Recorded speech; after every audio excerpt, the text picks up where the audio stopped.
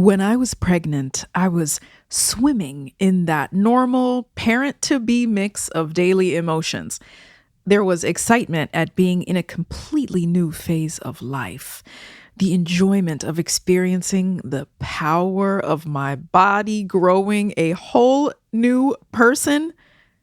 But then there was also fear, the fear of, okay, so how am I going to make it as a musician now? I mean, so many parents told me stories about the lack of support in this culture, the costs of childcare, about the systems that fail women again and again. And on top of that, my job, being a musician, often involved jumping on planes for weeks at a time to tour. How in the world was all this really going to work? I had to face that question that women run into like a brick wall. Can I have it all? Music, work, family?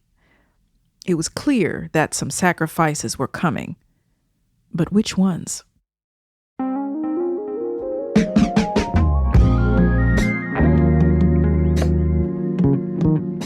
When I first caught wind of Adi Oasis, the front woman bassist extraordinaire, rocking global tours with soulful vocals, original songwriting, and a 6-month-old on her hip, I couldn't wait to catch up with her and ask her how she had answered the question for herself. My name is Meklit, and this is Movement, Music and Migration Remixed.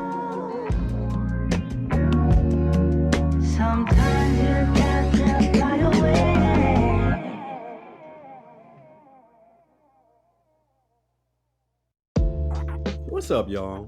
Darren from Push Black here, excited to announce that Season 9 of Black History Year drops on October 8th. This season is all about Black liberation through the arts, athletics, and entertainment. Now, historically, Black creativity has sparked movements and driven change. But does it still hold that power today? Our incredible, unapologetic roster of guests got those answers and much, much more. The choice is clear. It's Black History Year, with Season 9 on October 8th. Follow us on the Odyssey app and wherever you get your podcasts. How are you doing this morning? Good. Where are you? San Francisco. Oh, so it's the morning for you. It's 2 p.m. here. Okay. As soon as the interview began, we were reminded that time is a luxury that a new parent does not have. I don't have that much time just because it is the middle of the day here, and I have trying to work as much as possible before my nanny leaves in 3 hours. Got you. Let's do it. Let's dive in.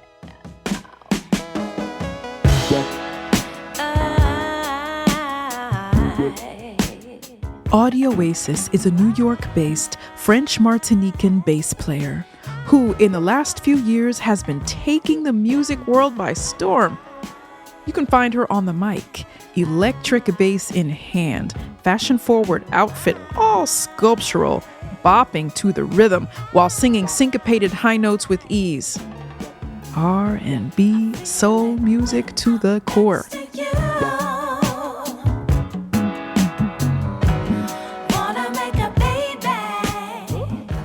Adi is also a new mother.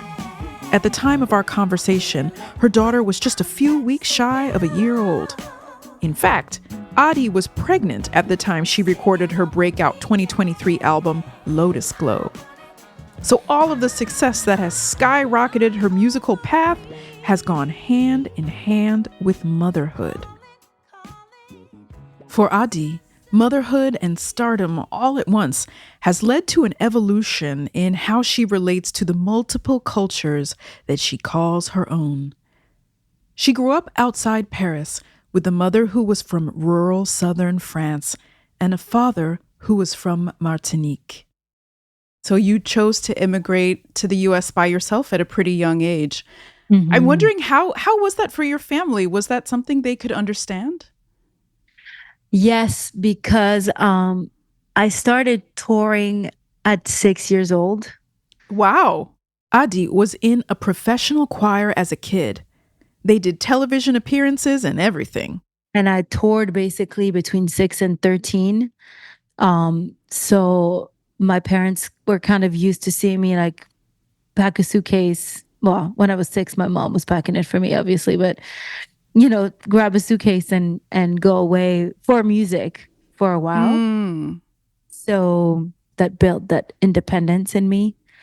And then I didn't leave saying or thinking, bye, I'm leaving forever. Mm. I was going for 2 weeks to check it out. And after 5 days, decided to stay. That place she was staying, New York City.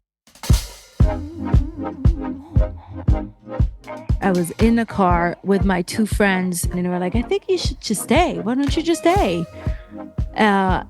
We can help you get a job. You start working as a waitress or something and just try. And I was like, you know what? Okay. Yeah. And I remember specifically, it was like October, it was a beautiful day outside. And I just was like, yeah, I'm going to try to stay. Mm. Ridiculous how a 19-year-old thinks. Gotta wash my face. And yet it was such a big moment. Sometimes I think about the ways that things that are huge moments for us, like we might build up things in our minds. This is going to be a huge thing. And then we prepare for it. And then it kind of comes and goes. And then these small moments happen where like a simple sentence and like a bit of encouragement can create a whole new path for us. Yeah. I also do believe that when things are meant to be for you, they would have been brought in another way anyway. Mm. But that was the story. At the time Adi moved to New York, she felt like she needed this place, this energy and culture even, in order to find herself as an artist. It was something she couldn't find in France. The American/New York mentality of encouragement and belief in yourself being seen as a plus. And when you're an artist, you need it. Yes, you do. And when you're trying to convince yourself that you can be an artist, you need it even more.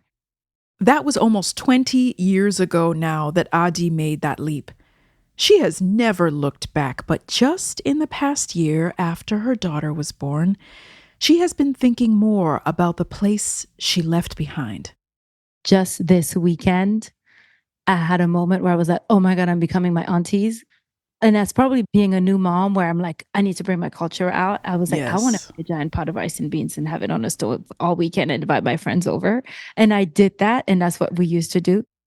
Adi's family history is intertwined with migration. Her father left Martinique for France, just like Adi left France for the US. So she is especially tuned into the way places shape people and how people carry those places with them. Those weekend cookouts with her aunties were a way to bring a little bit of Martinique to France, to connect Adi with the place her family came from.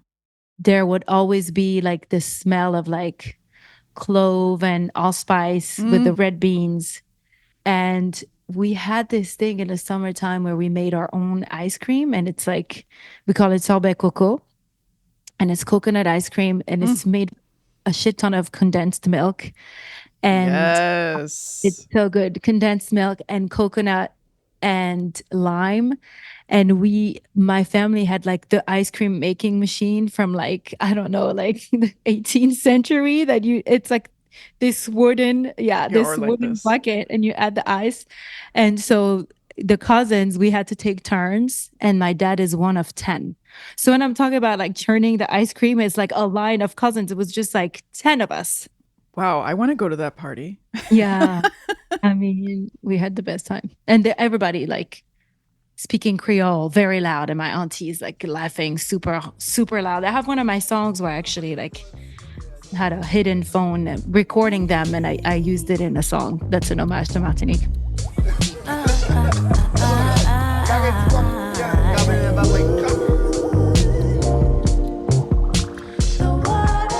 So that song is called The Water. Oh, yes, I love that song. It's about my connection to the water, to the Caribbean Ocean. And that's kind of what ties us together. I sing in English, French, and in Creole in it. it flows like water between these things. Je vois mon nid, les yeux fermés. Early in our conversation, Adi told me that she loves raising her kid in New York, and she thinks it's a great place to be a kid. But she also wants to make sure her kids live in France at some point. She wants to give her daughter the same gift of two cultures that her parents gave to her. I'm just refusing to say that my daughter's American. She's American and French. Just Right. like I never lived in Martinique, but I'm Martinican. Like that's very much part of my identity. And I do believe the best way to experience your identity is to live in the country, live in the place. And I think it's a great place for her to go to school and go to classe verte, which is we call like field trips, but they go on field trips for like 10 days and like the nice countryside and it's safe and like Wow. the food they eat at school is made in the school from scratch and it's free. And she can do 7 activities a week and it will cost me 20 euros. Anyways, I could go on, but there are practical reasons why I want her to live in France, I'll say, in short. I got you. I'm from Ethiopia and my partner is Italian. Oh, And so we have a child, we have a 5-year-old, and Aw. we're both musicians and we've brought him on tour. And for us also, it's very important that he not kind of default to Mhm. assimilation, you know. But this takes work. You gotta put some muscle into that. And it's, you know, whether it's American or anything else, it's like language, for instance, is one of the main reasons why I want her to live in France. I want her to speak French like me. I want her to speak Mhm. French. Languages are like a huge passion of mine, very close to music. And I do believe they're a superpower. I believe they Yes. make people's brains more malleable. They make people more open-minded. And that will be a good way for her to be close to her culture, speak her mother's language. Yes. And the best way to do that is to live there at some point. Mhm. Does your child speak Italian? No. I mean, he speaks some, but he's doing the thing where he really refuses, you know. Yeah. So, but I'm prepping, you know, I'm prepping for the drop off with grandparents, you know. Be like, I'll see you in a month. Yeah. That's also a very like immigrant thing. I've heard a lot of Americans say they wouldn't do that, but I'm like, that's what we did. Like That's I what was we just dropped did. off. I spent entire summers with just my grandmother and cousins and saw my dad like, bye, see you at the end of the summer. And I loved it.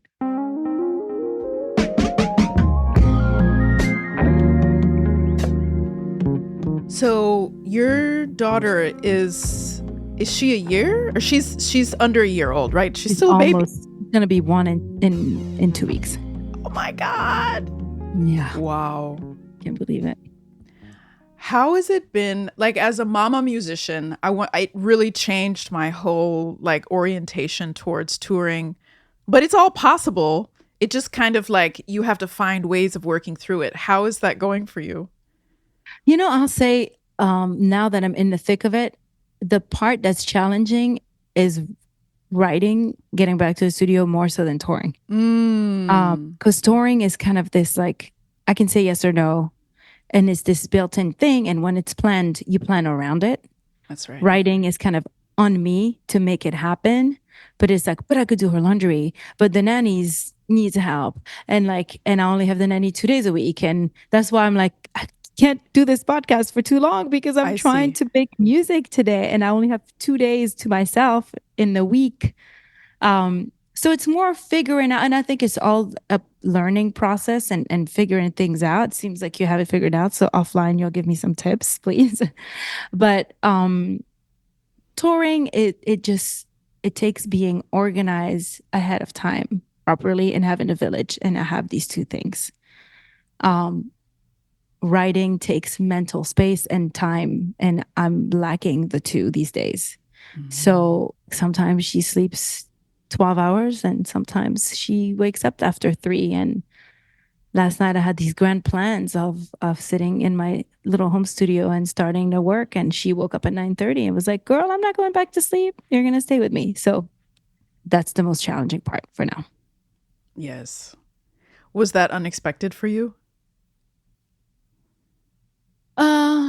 I had no expectations. I've just thrown out the word expectation out the window when I got pregnant and released an album at the same time. And I thought that that would be the last thing I would do. And it turned out to be the most successful move, which wasn't a move. It just was happened. So, Right. lesson learned. Just manifest and then receive when it comes, because we can't decide how it's going to show up. It reminds me of what you said earlier about when something happens in a certain way, even if it didn't happen in that way, it would have the universe would have found a way for these things to manifest, to happen. That's true. Especially when you have a child. Tell me if you feel that way, but don't you feel like he was already meant to be and like... Oh, I felt like he was with me for years before he even showed up. You know what I mean? Like, I'm like, he was around. He was like, come on. Yeah. It's almost like they ring at the doorbell, like, hey, ready?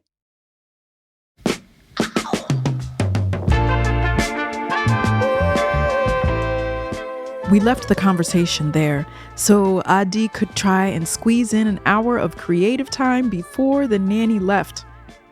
I'll be curious to hear the next record and hear how she wrote her way through this chapter of her life. You'll have to invite me back. And I will let you know how I figured it out. But my baby's not even 1. So I'm figuring it out. Thank you for your time, for your spirit, for your music. Oh, thank you. Thanks for inviting me. It's an honor. You can hear Adi's latest full-length album, Lotus Glow, wherever you listen.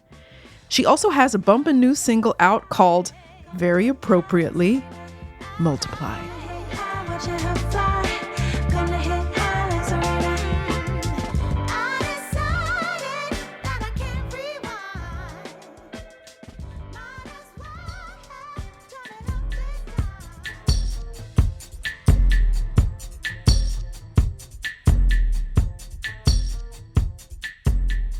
For me, the baby years that Adi is experiencing coincided with the pandemic and the total shutdown of music. Fate let me evade the "can I have it all" question for a while. Don't get me wrong, life was relentless with sacrifices aplenty. Start the day before dawn, playing, snuggling, FaceTiming with family, then 9 to 5 workday, cook dinner, more play, put the boy to bed, work several more bleary hours, try to sleep despite 5 to 7 nightly wake-ups, get up at 5:30 a.m. and do it all again. But music was not calling during those particularly pressurized times. For every mama musician, they handle these times differently. One sister told me she kept the bassinet on stage at her feet while she was singing. Another told me that grandparent drop-offs were her only solution. I heard one story of a mama who would wake up at 3 a.m. just to have time to write songs. For Adi, she had her boundaries, which I respect. She cut our conversation short so she could have time for herself to write. Motherhood and musicianship might be its own creative practice, but it is not easy. Now that my kid is 5 years old, I've had a few years to ponder and even live that question, can I have it all? And the answer so far is a resounding no. Because what does having it all mean anyways? Does it mean a compartmentalized existence where you keep living your pre-baby self from 9 to 5 and then return to your present life at 5:01 p.m.? No. Lately, I've been thinking it's entirely the wrong question. Because the question itself implies a main character energy that stops and starts with me, and that will just never be how I live my life ever again. I am part of a unit. Can I tour for months like I used to? No. And do I want to? No. Can I be in the studio till 2 a.m.? No. But here's the thing. My child sits on stage with me at sound checks, takes turns at the instruments of my bandmates, and plays singing games with them. He's at home in a green room on an airplane. He was in the studio while I recorded my last 2 albums. We write songs together before bedtime, and here's the beauty. My child knows my life. He knows my songs, and he is part of my grown-up world. Yes, I'm doing it without parentalizing him or making him responsible for anything, but he also isn't shut out. And having it all, those are the wrong words for that gift. I think it's more like he's part of the whole, all of it. I have wholeness.